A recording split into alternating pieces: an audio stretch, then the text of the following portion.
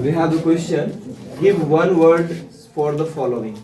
कुछ ये आजकल सब परीक्षा में कॉमन हो गया है, सारे क्वेश्चंस ये जो है जितने भी यहाँ पर लिखे गए हैं एग्जाम में फ्रिक्वेंटली ये पूछे जाते हैं। और आप 10th की एग्जाम ले लो या 12th की एग्जाम ले लो, चाहे वो किसी भी बोर्ड की हो, उसमें आजकल बहुत ही ज़्यादा वन वर्ड सब्स्टिट्यूशन पूछा जा रहा है।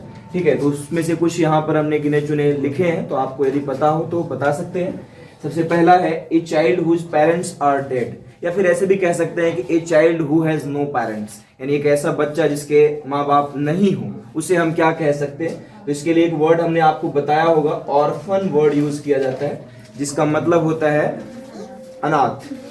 अनाथ अर्थात जिसका कोई नाथ नहीं हो, मतलब मालिक नहीं हो। इसमें यदि पूछा जाए कि कौन सा उपसर्ग है, तो आप हिंदी में भी समझ सकते हैं, ओ उपसर्ग है। और इसका उल्टा यदि कहा जाए तो अनाथ का उल्टा सनाथ होता है, जिसका नाथ हो, मालिक हो। ठीक है, और ऑर्फन्स जहां रहते हैं, the place where orphans live is called orphanage, orphanage कहा जाता है, अनाथालय।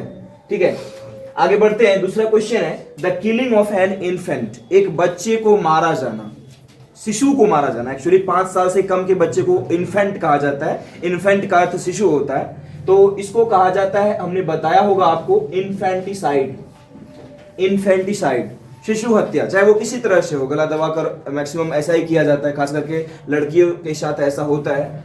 इन्फेंटिसाइड, शिशु हत्या। उसके बाद the killing of a foetus, foetus मतलब भ्रूण होता है, भ्रूण का मारा जाना। स्वाभाविक है, ये मदर के वॉर्म में ही ऐसे बच्चों को मारा जाता है। हम इनको कहते हैं, इस घटना को फीटिसाइड कहते हैं। इसका स्पेलिंग 2 तरह से किया जाता है, FETICIDE या इसको FOETICIDE, फीटिसाइड पढ़ा जाता है। भ्रूण हत्या इसका हिंदी होता है, फीटिसाइड।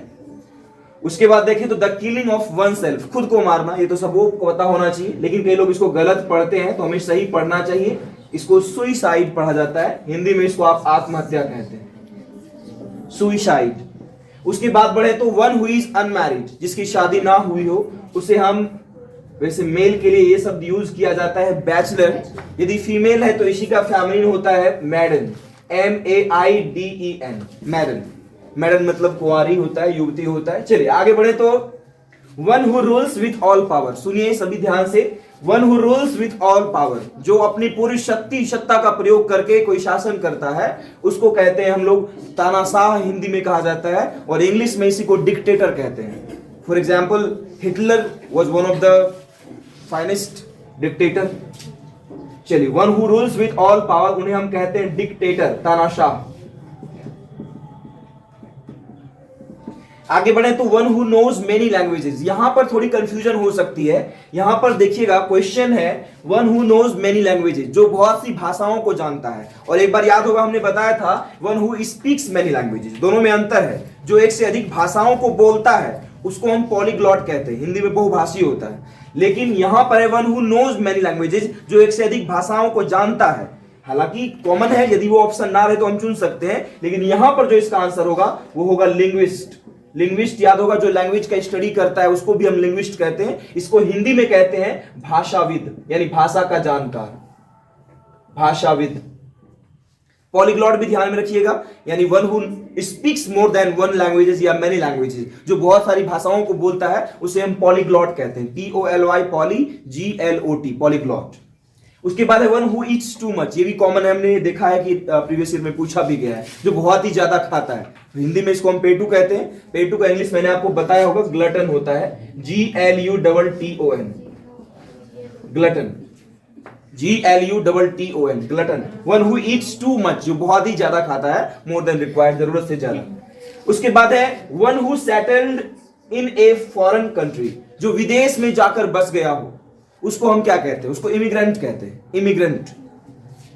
एक होता है माइग्रेंट, एक होता है इमिग्रेंट, दोनों में अंतर है। माइग्रेंट जो है, जो यहां आकर बसता है, प्रवासी उसको कहा जाता है। ठीक है, one who settled in a foreign country, इसको हम इमिग्रेंट कहेंगे, IMMIGRANT, इमिग्रेंट।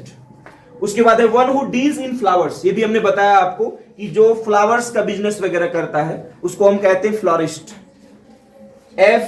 FLORIST, फ्लोरिस्ट कहते हैं उसे।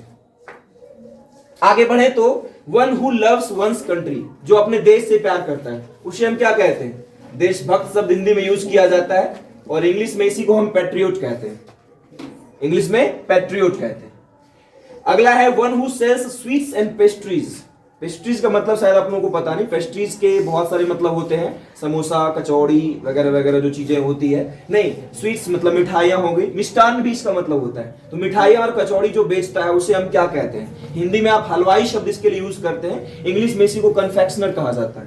कन्फेक्शनर, सी ये भी पूछा गया है लास्ट ईयर, कन्फेक्शनर, ध्यान देंगे। कन्फेक्शनर का हिंदी होता है हलवाई, दीर्घई होगा लास्ट में हिंदी में यदि आप लिखेंगे तो। उसके बाद है one who treats sick people, जो गरीब नहीं बल्कि बीमार हो गया, सिक मतलब बीमार होता है, जो बीमार लोगों का इलाज करता है। स्वाभाविक है, इसके लिए हम कॉमन सा वर्ड यूज करते हैं डॉक्टर, या फिर इसका यदि अल्टरनेटिव ढूंढना है तो फिजिशियन भी हो सकता है। Physician, PHYSICIAN, physician. उसके बाद बढ़े तो one who works in science, जो साइंस पर रिसर्च करता है, साइंस को स्टडी करता है, साइंस के ऊपर काम करता है, उसे हम क्या कहते हैं? वैज्ञानिक कहते हैं, और इंग्लिश में इसको हम साइंटिस्ट कहते हैं। इसकी स्पेलिंग बहुत इंपॉर्टेंट हो जाती है, SCIENTIST, साइंटिस्ट, वैज्ञानिक। और लास्ट वन है one whose wife is dead. अब one whose husband is dead common है कि विडो होता है, लेकिन one whose wife is dead ये हिंदी इंग्लिश दोनों में बच्चों को परेशान करता है। हिंदी में हम इसको, जिसकी पत्नी मरी हो उसको हम विधुर कहते हैं, और जिसका पति तो स्वाभाविक है विधवा होता है, विधुर, और उसको इंग्लिश में विडोवर कहा जाता है। विडो में ही ER लगा दिया जाता है, विडोवर। तो ये सारे काफी कॉमन से हैं। एक और मैं लिखना चाहूंगा, मुझे याद आ रहा है अभी, one who dies for a, ये शायद मैंने बताया भी था लास्ट में आपको, one who dies for a noble reason, जो कोई अच्छे रीजन के लिए मरता है।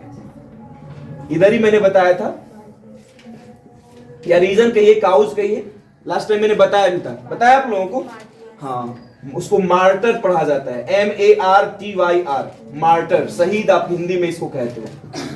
ध्यान रखेंगे, ये सब काफी कॉमन है, चाहे वो कोई कॉम्पिटिटिव एग्जाम हो या फिर 12th 10th बोर्ड, जो किसी भी फाइनल एग्जाम्स के लिए काफी इंपॉर्टेंट हो जाता है।